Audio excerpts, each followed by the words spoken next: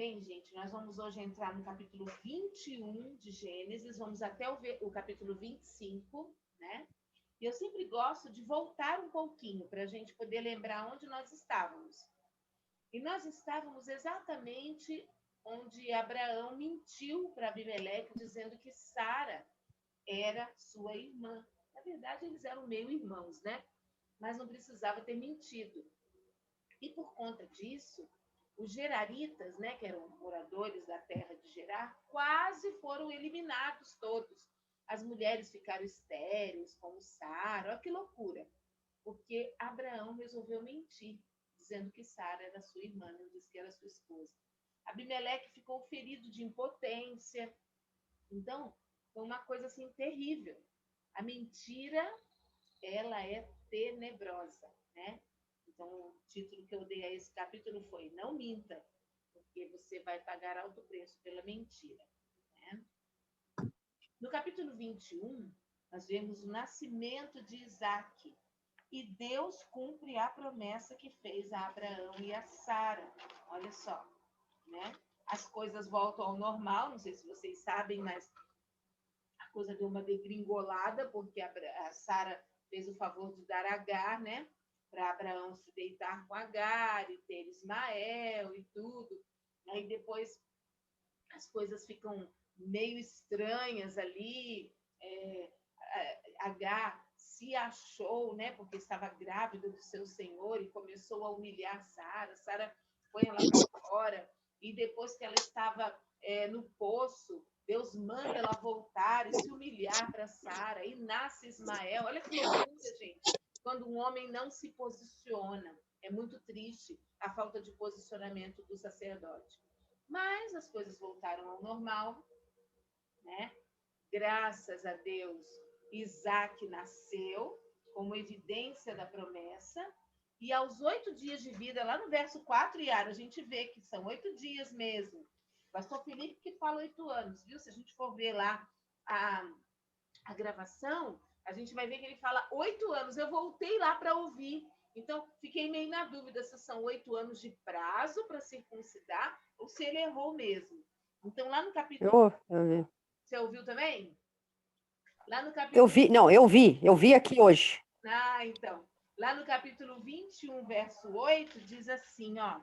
O menino cresceu e foi desmamado. No dia em que Isaac foi desmamado, Abraão deu uma grande festa. É isso mesmo? Deixa eu ver. Verso 4. Não foi isso, não. 4.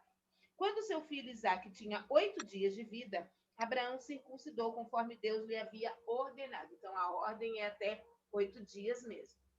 Isaac, o significado desse nome é riso. Até Suelen de Fidel já falou, né? Que ela teve muitas confirmações de Deus para colocar o nome do filho de Isaac, porque Isaac significa riso. E agora, quem diria, né? São as palavras que eles falam agora, lá no verso 7. Quem diria a Abraão que Sara amamentaria filhos? Contudo, eu lhe dei um filho em sua velhice, né? Agora as coisas mudaram. Quando Deus faz o impossível, tudo muda. E a gente fica rindo à toa, né? Será assim na sua vida também, eu creio. Tome posse. Ismael é desmamado.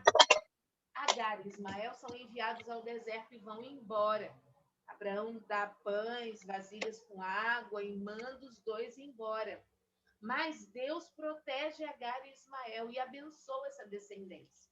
Se vocês forem ver, lá no capítulo 21 ainda, verso 14. Na manhã seguinte, Abraão pegou alguns pães e uma vasilha de couro cheia d'água, entregou-os a Agar e, tendo-os colocado nos ombros dela, despediu-a com o menino. Ela se pôs a caminho e ficou vagando pelo deserto de Berseba. Olha só que coisa triste, né? Depois de ter sido usada pelo seu senhor, Agar passa por essa vergonha, por esse abandono, né? Mas Deus ouve o clamor de uma mãe. E Agar não é desamparada. Olha o que Deus faz. Deus reverte, né, as escolhas erradas de Abraão, as escolhas erradas de Sara, Deus reverte em bênçãos. Mesmo que eu tenha que pagar um alto preço, Deus reverte minhas escolhas erradas em bênção. E não foi assim, não foi diferente com Agar. Deus ouviu o clamor dessa mãe. Olha que o menino estava lá no cantinho, prontinho para morrer, vocês devem ter lido, mas Deus foi lá e ouviu o clamor de Agar, né? Lá no capítulo, deixa eu subir aqui, em Gênesis, capítulo 21, do 22 ao 34, Abraão faz uma aliança com Abimeleque para que ambos pudessem conviver bem naquela terra onde eles escolheram viver. Então, para que eles vivessem bem, né? Ambos tinham muito dinheiro e precisava de um acordo ali para que um respeitasse os limites do outro. Isso vocês vão ver também no finalzinho do capítulo 21, do verso 22 até o verso 34. Vocês devem ter lido ali, fizeram uma aliança. Lá no capítulo 22, Deus faz uma prova a Abraão. Sabe por que essa prova, gente? Será que Abraão realmente tinha mudado? Será que o seu caráter tinha mudado? Será que ele iria dar um jeitinho novamente, como ele sempre deu? Ele deu um jeitinho com Ló, olha aí que eu escolho aqui. Ele deu um jeitinho com Agar, né? Ele poderia ter sido firme, um homem firme, de caráter, dito para Sara. Não, Sara. Deus não prometeu nos dar um filho? Vamos esperar, vamos aguardar. Mas ele não fez isso, ele deu o jeitinho dele. Ele deu um jeitinho também com Abimeleque. E agora Deus estava querendo saber se Abraão tinha mudado. Porque antes, ele sempre dava um jeitinho. Com Agar foi assim, ele dormiu. Ele mentiu sobre Sara ser sua irmã. Então Isaac nasceu. E com o nascimento de Isaac, né? Eu vou voltar lá, que eu acho que eu... Só um momento. Deixa eu ver se eu consigo voltar lá. Que eu consiga voltar lá, que eu acho que eu adiantei muito, gente. Então, vocês não vão entender o que eu quero chamar a atenção de vocês. Tem tudo isso para mostrar para vocês ainda hoje. Só então, aqui, olha. Vamos subir aqui, vamos continuar daqui de cima. Agora ele vai dar uma pensada. Meu computador, ele dá uma pensada antes, para depois ele ver o que vai fazer. Opa, acho que agora vai... Aqui. Vamos voltar aqui. Apresentação de slides, o slide atual. Então, nós estávamos falando, né? Se Abraão realmente tinha mudado, né? A Isaac nasceu e Deus pede uma prova para ver se seu caráter tinha mudado. Tudo que Deus faz na nossa vida é para ver se o nosso caráter foi transformado. Com Abraão não foi diferente. Deus precisava ir no mais profundo em Abraão, como vai no mais profundo em mim e em você. E aí Deus fala lá no verso 2, entrega Isaac. Toma o teu filho, teu único filho, Isaac, quem você ama, e vai para a região de Moriá. Sacrifique ali o teu filho. Então Deus, tete a tete, virou para Abraão e falou assim, ei, dá cá, Isaac já é meu, dá para mim. Não há nenhum indício que Abraão tenha batido boca com Deus, mas sim que ele obedeceu. E agora, quando a gente vive o milagre, o impossível transforma nossas vidas. Ele já tinha vivido o milagre de ver Isaac nascer. E agora o poder sobrenatural de um milagre nos transforma. Quer uma prova disso? Eu coloquei até um exemplo. Vai conversar com a Lara quando você tiver um tempinho. Pede para ela falar com você sobre o câncer que ela passou. Vê se a Lara é a mesma que era antes do câncer ou se ela mudou. Porque o poder sobrenatural de um milagre nos transforma. Na manhã seguinte, ou de madrugada, né, Abraão se levantou, no verso 3 fala isso. Na manhã seguinte, tem algumas versões que falam, bem cedinho de madrugada, Abraão levantou-se e preparou seu jumentinho, seu jumento. Essa posição, essa decisão de levantar de madrugada, mostra disposição em obedecer. Toda vez que você levanta de madrugada, principalmente quando você faz um voto com Deus de ler a Bíblia, se uma das primeiras coisas que você fizer ao amanhecer for buscar a palavra, teu dia vai ser diferente. E isso mostra disposição em aprender a palavra de Deus. Abraão agora joga para Deus, lá no verso 8. Antigamente, ele pegava para si. Ele queria dar o jeitinho dele e resolver. Agora, no verso 8, quando Isaac pergunta, papai, eu estou vendo a lenha, eu estou vendo as brasas, onde está o cordeiro? E Abraão joga para Deus e fala assim, Deus mesmo há de prover o cordeiro para o holocausto, meu filho. Ou seja, jogou para Deus. Deus proverá para si o cordeiro. O Jeová Jireh, o Senhor que antevê a dificuldade antes dela acontecer, ele vai prover o cordeiro para o sacrifício. Sabe por quê, gente? Porque Deus é um Deus que é provedor. Ele antevê a provisão para Abraão. O Deus que provê, o Deus que antevê, é o Deus que vê a necessidade antes dela acontecer. Aquele cordeirinho, ele não se materializou naquela hora, naquele momento do sacrifício. Não, ele precisou passar pelo processo do nascimento, né? A mamãe dele, né? A mamãe cordeira lá, precisou ficar grávida dele, prenha dele, para ele nascer. Então, tudo foi preparado de antemão pelo Senhor.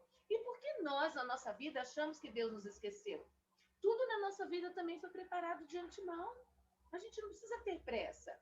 A gente não precisa colocar a nossa mão. Deus colocando a mão já está bom demais. Né? E aí, o cordeiro nasceu com um propósito, a gente vê isso lá no verso 13, que Abraão ergueu os olhos, capítulo 22 eu estou. Abraão ergueu os olhos e viu um carneiro preso pelos chifres num arbusto. Foi lá pegá-lo e o sacrificou como holocausto em lugar de seu filho. Porque Deus mandou ele falar, não faça tal, não mate o seu filho, porque eu sei que você me ama, eu sei que você me obedece. Então, a provisão que eu preciso, a provisão que você precisa, e nós nem sabíamos que precisaríamos, Deus já proveu. Ontem aconteceu algo aqui em São José muito interessante. O meu lado aqui, a Zona Leste, inundou de uma tal forma, nós estávamos na cidade. Moisés e eu tínhamos de resolver o problema na cidade, estávamos voltando e eu pensei, vou passar lá no Atacadão que eu tenho que comprar algumas coisas. Glória a Deus, eu não fui para lá, porque meu carro seria daqueles que iria boiar na água. Então, o Senhor, ele é tão maravilhoso que antes mesmo de eu precisar de um livramento, ele já me livra. Ele resolve os problemas que eu nem sabia que teria. Sinceramente, eu não tenho medo, porque eu sei que Deus guerreia as minhas guerras. Não é assim que a gente canta? Assim que eu luto minhas guerras? Parece que estou cercado, mas sou guardado pelo Senhor. Então, a provisão vem sempre dele. A morte de Sara. Lá no capítulo 23, nós vamos ler sobre a morte de Sara. Abraão não tinha terras ainda. Ele não tinha terras. Ele era um nômade. Ele tinha saído da terra dele como Deus mandou. Sai da tua terra, da tua parentela, da casa de teu pai, vai para o lugar que eu te mostrarei. Só que esse nômade, esse homem que não tinha nada, ele consegue comprar e pagar uma terra específica, que é a caverna de Macpela. E para nós que não sabemos que lugar é esse, a caverna de Macpela, né? É Hebron, onde Davi foi eleito rei sobre todo Israel. Olha a descendência de Abraão aí, gente. Reis sairiam dele. E Abraão simplesmente plantou a semente da terra prometida, que era Canaã. Aquele lugar, aquela caverna de Macpela, onde ele usou para sepultar Sara, é Canaã. Um nômade que não tinha nada quando saiu de sua terra. Agora ele tem Canaã por raiz de possessão. Ele comprou, ele pagou, era dele. E isso para nós hoje nos remete a Jesus. Jesus pagou um alto preço por nós. Nós somos dele. Nós não pertencemos a mais ninguém, somos dele. Jesus pagou o preço por nós. Aí vinha a missão Eliezer, no capítulo 24. Que missão é essa, Meli? Vou falar. Abraão já estava meio velho, né? E viu Isaac crescendo, e ele chama Eliezer e fala para Eliezer assim, põe a mão debaixo da minha coxa. Isso era um sinal de juramento, de que Eliezer faria aquilo que ele tinha prometido. Né? E jure pelo Senhor, o Deus dos céus e o Deus da terra, que não buscará mulher para meu filho entre as filhas dos cananeus. Embora ele fosse para Canaã, Ele não queria que as esposas, que as noras dele saíssem dali. Mas, ó, não tire do meio dos quais eu estou vivendo, mas você irá à minha terra, a terra Ur dos Caldeus, de onde eu saí, e buscará entre os meus parentes uma mulher para meu filho Isaque. Olha a missão desse servo Eliezer. Lembra que Abraão fala dele lá no começo, quando o anjo vem, promete um filho para ele, ele fala, tomara que Eliezer viva aqui, porque eu só tenho ele, o Damasceno Eliezer. Então ele era de muita confiança. Em nossos dias, nós não queremos esperar em Deus, mas nos deixamos levar pela carne muitas vezes. Abraão foi tão sábio quando ele pediu para ir lá na terra dele buscar alguém para Isaque. Nós precisamos esperar, nós precisamos ter paciência, porque Deus vai nos dar sempre o melhor. Ele não vai dar restos para nós, ele vai dar o melhor para nós. Nós somos seus filhos. Então, vale a pena esperar no Senhor. O servo mais velho, talvez, fosse esse Damasceno Eliezer. E em todo o tempo do capítulo 24, você vê que o capítulo 24 ele tem mais de 60 versículos, você vai ver ele orando em todo o tempo. Faz prova com Deus em todo o tempo. Ele prostrava, ele agradecia ao Senhor, ele pede vários sinais, até encontrar-se com Rebeca. Ele continua fazendo provas com Deus. Que coisa mais linda. Mas, quando ele volta com Rebeca, ambos, né? Ela e Isaque se olham. Rebeca imediatamente pergunta quem é aquele moço. O servo Eliezer fala que aquele lá é Isaque. Ela se cobre com o véu. E Isaque, gente, como um animal, ele toma Rebeca e já vai na carne possuindo Rebeca, levando ela para a tenda da mãe dele. Isaque tinha 40 anos, mas não era maduro. Ele não era maduro para fazer as coisas certas, nem para oferecer a primícia daquele relacionamento. Então, ele não ofereceu o melhor para o Senhor se tratando daquele relacionamento. O conceito de primícia é quebrado, como foi quebrado o conceito de primícia lá em Caim, lá em Abel. Abel deu a primícia para o Senhor, Caim deu o que sobrou. Não levou em consideração a primícia. O primeiro é para Deus. Por não ter oferecido a primícia desse relacionamento, sabe o que aconteceu com a família de Isaac? Ele trouxe maldição para a sua casa, para os seus filhos. Nós vamos ver mais à frente tudo isso. Mas a confusão volta entre Esaú e Jacó. O que eu aprendo com isso? Deus tem me alertado muito em relação a isso. Se eu, Mary Ruth, não confessar aqueles pecados de estimação que eu tenho e não abandoná-los de uma vez por todas, não sou só eu que vou sofrer, mas a minha descendência inteira vai. Inteira. E eu já falei para o Senhor, chega.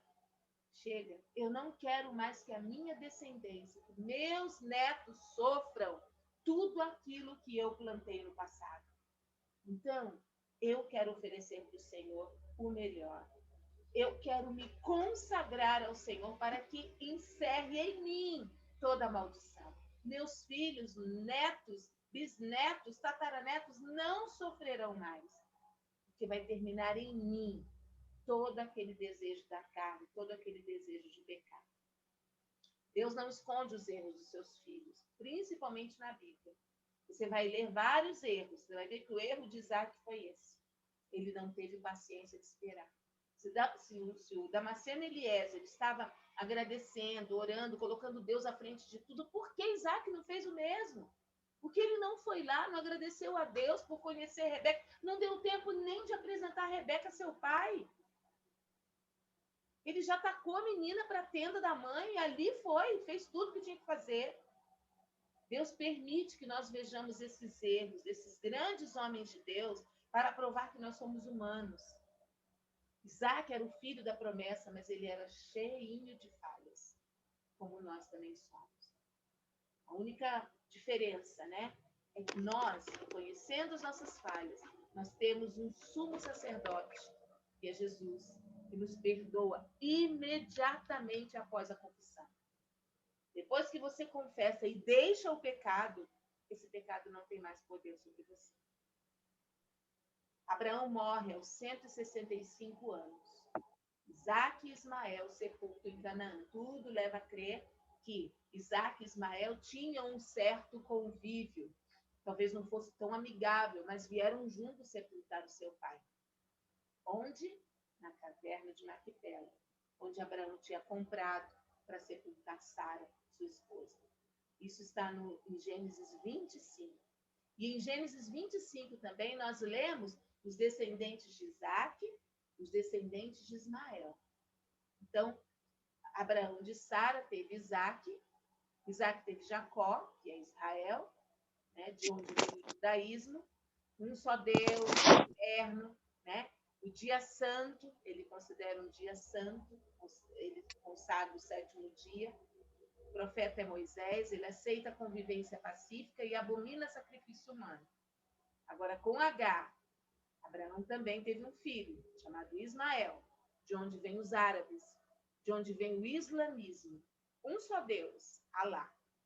O dia santo para eles é o sexto dia. O profeta é Maomé. Não aceita a existência de um Estado judaico. Estimula sacrifício humano, que é o homem-bomba. Embora Abraão amasse seus filhos, entre a descendência destes se desenvolveu uma grande inimizade que perdura até nossos dias. Então, até hoje, essa inimizade é visível, é notória, por causa do erro de uma mulher que foi apressada, que foi Sara. Por isso, nós mulheres temos que ter muita sabedoria no que fazemos na nossa vida, no que estamos plantando na vida dos nossos filhos. Porque qualquer pressa nossa, qualquer atitude impensada nossa, nós vamos sofrer e vamos fazer a nossa descendência inteira sofrer. Para terminar, lá no capítulo 25, nasce Esaú e Jacó, que são frutos dessa confusão familiar, essa confusão de quase estupro de Rebeca.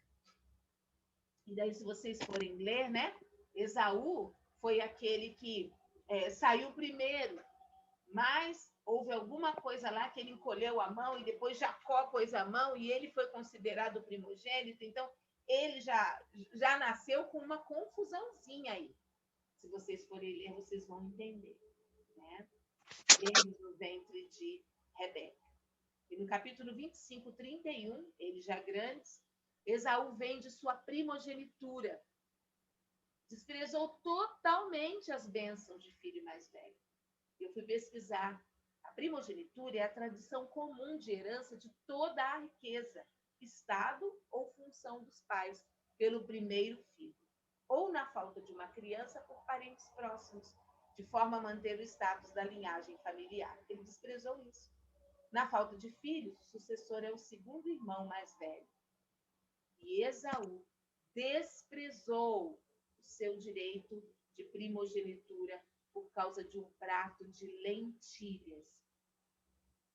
Gente, está começando a esquentar, está começando a melhorar, né, as coisas aqui. Eu vou parar agora a gravação, então esse foi o estudo de hoje.